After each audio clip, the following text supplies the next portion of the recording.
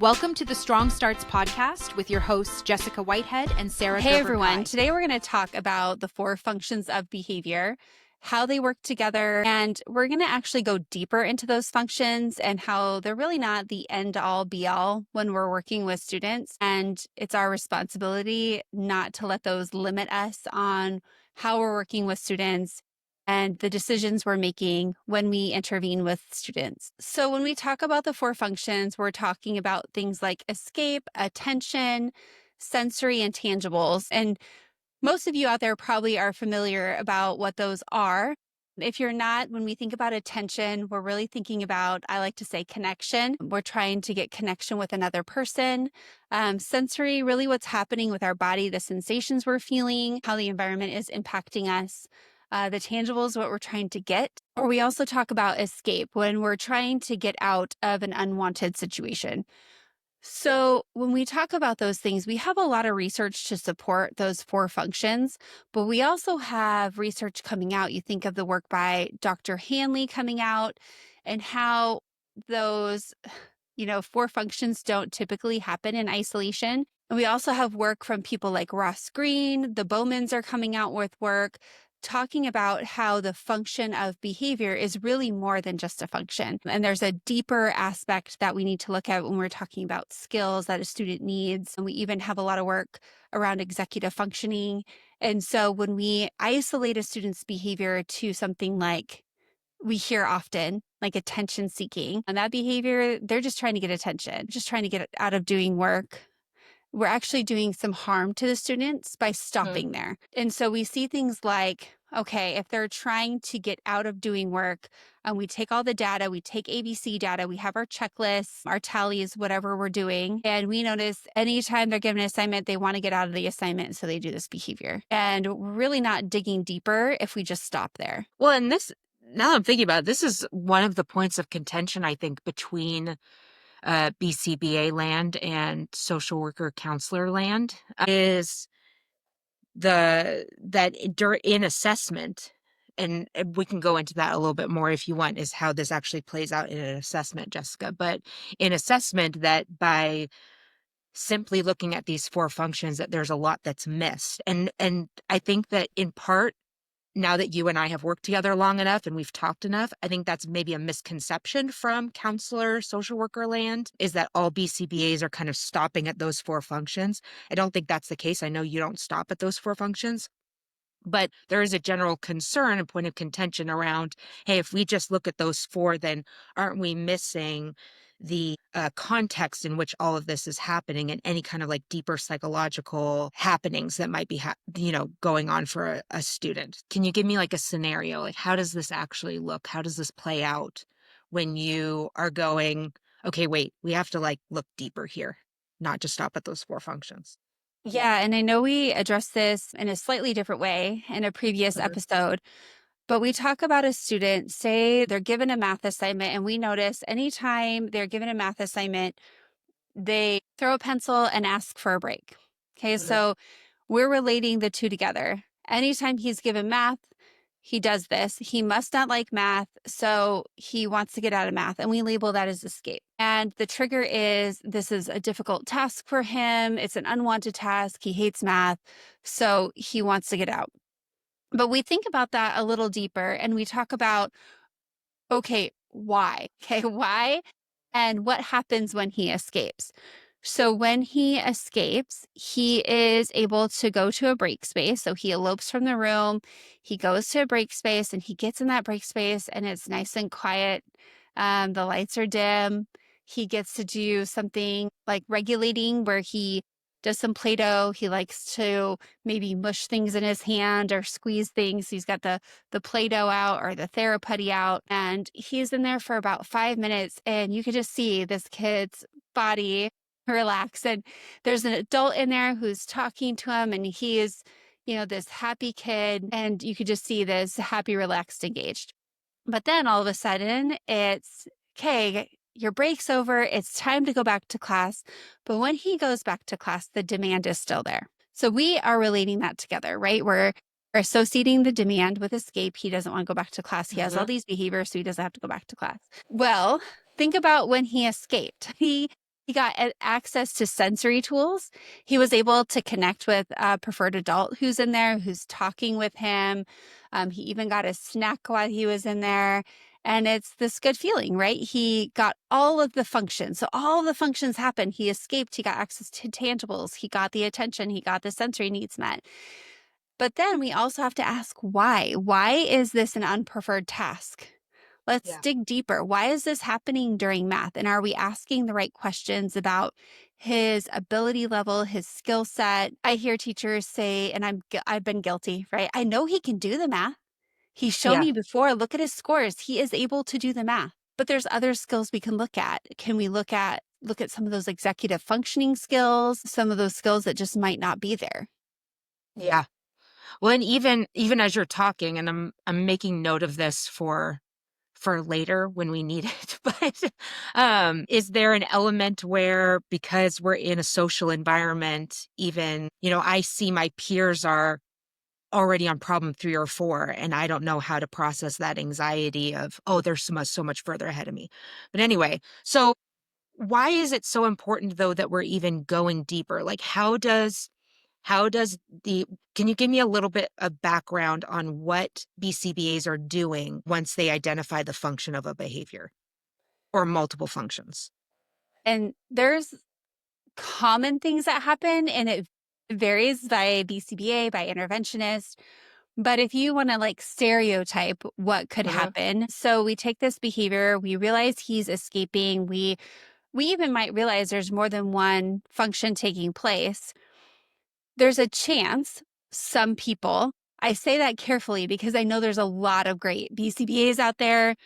There's a lot of great interventionists out there. And so we think about things like, okay, he escaped when there's a demand. We know he's able to do the demand. So we do reward systems to help him, stay in class. We're going to do this point system for staying in class. And maybe there's multiple goals on the point system: staying in class, task initiation, task completion. And then he gets a reward for doing those things. Sometimes we go towards these blanket systems. He's struggling with this, and so this is an intervention that we can do instead of intervening with the root cause. And the unpopular opinion may be he doesn't even need a behavioral plan for this. We don't have to intervene with his behavior. His behavior wouldn't be this way if we intervened here. Okay. So there are some really important ramifications. So then what's the incentive then? Like, why would somebody choose to go deeper? I mean, do plans that are based on simply one of those 4 functions, do they fail? Are they doing any harm? What would be the incentive for somebody to maybe go deeper when they're assessing? Well, that's tricky. So we have a sticker chart, and our sticker chart or our point system, or depending on the age level, is, if you stay in class, you get, for this amount of time, you get a point. After so many points, you get this really cool thing. And we've done all the preference assessments, whatever, to determine what might be a motivator or reinforcer. So the first week, this kid's pretty excited, right? Like, all I have to do is stay in class, or all I have to do is put my name on the paper and try problem number 1, and I get these points. And then I get to turn these points in maybe at the end of the day, the end of the week, whatever, for these prizes. And this is something I really want. I really want to be able to have, I don't know, video game time at the end of the day, or tablet time, or I want this, like, the controversial candy, or I want this extra game time with my favorite adult. So I'm going to do these things. And then we see this happen, and it might work for a while. This kid could just be staying in class. He's trying his tasks more, and you're like, great. What you're building is compliance. You're getting this kid to sit down in school for however long this system works. But you're never truly helping whoever you're working with the skill they need to truly be successful. And sometimes we see these plans don't even work. Like, I don't care what you give me. I can just walk out of class and get it myself. Yes. So I don't want to be in class. I'm just going to walk out, and if I elope and I just get out of class, I'll get access to these things anyway. So really, it's either way, it's not setting the kid up for success. And I know some people are thinking, Jessica, but we need these plans. We need a system. Yes, But if we can target the root problem, we might not have the behavior problem in the first place. And when we talk about practices that are trauma informed, neuro-affirming, we really do need to move away from those compliance based practices. The word that comes to mind when you're talking is resilience. How am I developing this student's resilience? Because while those systems, like you said, might work in the short term, the moment we hit a stuck point, um, or the moment that something else in their life becomes hard, have we built up their skills so that they can be resilient in the face of that? Or have we helped to develop them as a person so they can be resilient in the face of that? So at this point, I know I'm wondering, okay, then what do we do? Like, how do we actually go deeper? So maybe we can tease a little bit of that out. And maybe, I don't know, you're welcome to start wherever you want, but I know, like, my first thought is, when I'm actually doing an assessment, are there certain questions I need to ask? Are there certain people I need to consult with? What do I need to do in order to get to that root? So I just did an FBA Hmm. for a student, and it was an interesting FBA, but the student, it is very similar. The student gets a demand, and it's not, this is the hard part, it's not consistent. Sometimes he is able to follow through with the demand. The student is smart. Academics are not the issue. But we found that because immediately people are saying it's escape. That's what we've said from the day one. It was labeled as escape. There's eloping that happens. And so we had to dig in, right? It's, why is he trying to escape this demand? So we looked at academics. We looked at things like OT. Can he hold a pencil? Is this a pencil problem? Because we didn't have a lot of work to show that. And so we did like a little screener for OT. Is this a processing, like, language piece? So we consulted with speech. Is he able to process the information? And so nothing came out of fine motor OT. Speech is fine. Language processing was fine. His receptive, his expressive was okay. But I'm like, gosh, something else is happening, right? And so we find out things like, oh, he's complaining he's going to the nurse. So then we're thinking there could be possible medical things that need to be addressed. He's working through medical diagnoses. Then we find out, like, this happens. We look deeper and deeper into sensory pieces. Okay, what if the environment is noisy? What if the lights are bright? And sometimes those little things are adding up, and then they're really affecting him. Then he's just like, oh my gosh, I got to get out of here. And so now we're realizing there are some skills there that are lagging, right? He is struggling to manage a high sensory environment. He is struggling to communicate that he has needs. So it's a skill for anybody. We have to communicate what we need, and he is struggling on how to do that. When he gets dysregulated, it is not something he's able to verbalize, even use a break card, even point to something. He just leaves. And so when we think about that, well, yeah, he has some what we would call behavior problems, but the root cause are some other things. That might be the medical pieces we're still trying to weed out, the sensory pieces that we're trying to put into place for him, the social emotional goals around coping skills and being able to communicate your needs, identifying emotions, knowing what to do when you feel these things, when you feel a certain way. Okay. And were there any barriers to doing that deeper kind of asking and remaining curious? Well, this student happened to be a younger student. So that's a barrier Okay. in itself, right? Because you're interviewing a younger kid typically. And from working with older kids, some of them will just tell you like it is, Yeah.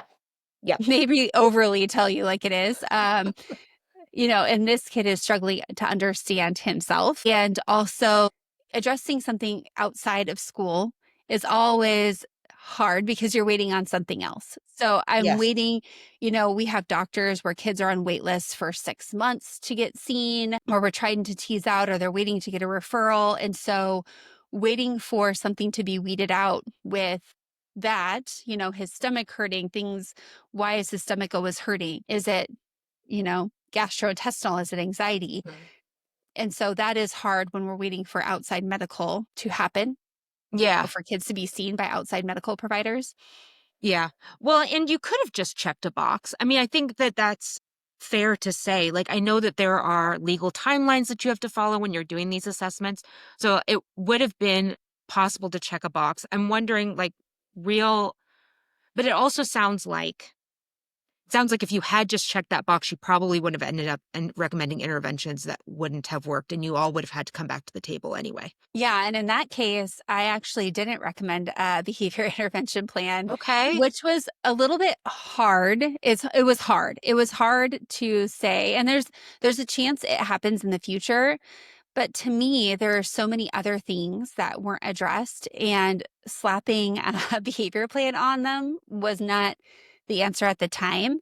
Over time, as behavior changes or progresses, that might happen, but it'll be really important if that does happen to be mindful of how we're addressing the behavior, and it not being a compliance piece for a student who, is neurodivergent and has needs beyond behavior. At the same time, though, I know, and you and I have both wrestled with this, Jessica, of like, we want our students to be able to have skills, to be able to get by in environments that aren't easy to tolerate for all the many reasons. So how do you grapple with kind of like the short term, hey, I want the student to be able to do well in this classroom because this is his environment, versus kind of the long term, I want the student to be able to develop resilience and skill. Well, I think we need to look at what interventions are. Well, a behavior intervention, we think of things, when we think of behavior interventions, we think of things like check in, check out, point systems, reward systems, and that's not necessarily true. Those may be interventions, but if you think of like a reading group, a reading intervention for students who are struggling with reading, we're not going to put them on a point system for learning more words and send them on their way. Students who struggle with reading might be put into a reading intervention group. And that can be the same with behavior. We can put students into behavior groups or behavior interventions that are more than point sheets. They can go, I know if we look at, Randy Sprick's work through things like behavior solutions, there's a lot of things out there. And there's other social emotional curriculums that provide intervention. There's, as we move on with more awareness around neurodiversity, there's more coming out with things like how your brain functions, identifying emotions, coping skills, regulation. And so when we develop that, we can have, a tiered intervention system. We can have groups that talk about how to identify emotions, what to do when you're feeling certain ways, building our regulation toolkit. And when we do those interventions, we could possibly see a change in behavior. But I also know there's a reality, right? So they're not going to join this intervention group today and have perfect behavior tomorrow. And so at the same time, creating a plan for how we're responding to problem behavior that is consistent among staff, that's trauma-informed, neuro-affirming, we're honoring them as a human. I think those go hand in hand. So having a response plan and also having an intervention plan that's a true learning experience intervention. There's teaching, there's feedback for students, there's tools and skills being built. I think that's where, when we talk about behavior plans, I think that's where we're getting the most bang for our buck. And that's where we're really helping students learn skills to help them be successful throughout life. And if you do have any questions about how this relates to safety planning within your building or discipline practices within your building, you can listen to, we did a couple episodes, few podcasts back about discipline practices and restraint and seclusion. Go ahead and listen to those, or you can reach out to us. We're strongstartspodcast@gmail.com, and we'd be happy to consult with you about how this might look in your setting. But in the meantime, please like and subscribe wherever you get your podcasts, and follow us on social media. We are at Strong Starts Podcast on Facebook, Instagram, TikTok, and YouTube. Bye, everybody.